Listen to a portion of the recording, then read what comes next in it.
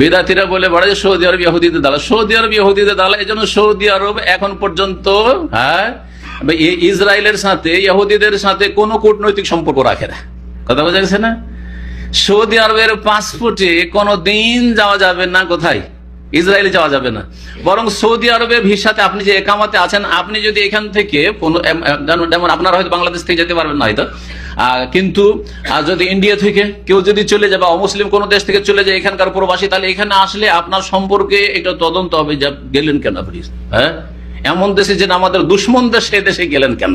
তাহলে সৌদি আরব দালাল না যেই দেশে এমবেসি খোলা সেই দেশ দালাল? আচ্ছা, এই গুমরাহদের কাছে কখনো শুনেছেন সপ্তাহে কয়েকটা প্রতিদিন ফ্লাইট আছে ইরান, তেহরান আর ইসরায়েল, তেল আবিব? কোনদিন শুনেছেন যে ইরান এর দালাল, কি বলছে ইসরায়েলের দালাল? এই কথা শুনেছেন? এই খারেজিদের কাছে, চরমপন্থীদের কাছে, এই মওদুদিবাদীদের কাছে শোনেননি? শুনতে পাবেন না।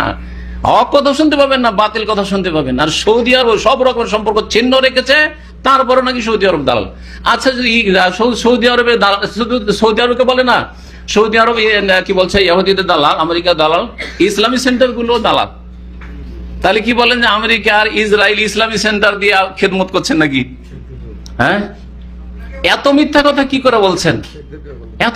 আমরা নাকি আমেরিকার দালাল? তো আমেরিকা বলছে যে দাওয়াতের কাজ করো নাকি? ভালো করে জানেন, দাওয়াতের নামে পৃথিবীতে কোথাও ভিসা নেই।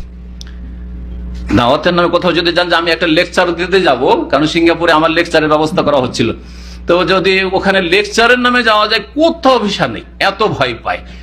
তাহলে এই দাওয়াতের কাজকে এত ভয় পায় পৃথিবীর মানুষরা, আর তারপরে সৌদি আরব হচ্ছে বা ইসলামী সেন্টারগুলি হচ্ছে ইসরায়েলের দালাল না, ইহুদি নাসারাদের দালাল। আল্লাহ যেন বোঝার তৌফিক দান করেন।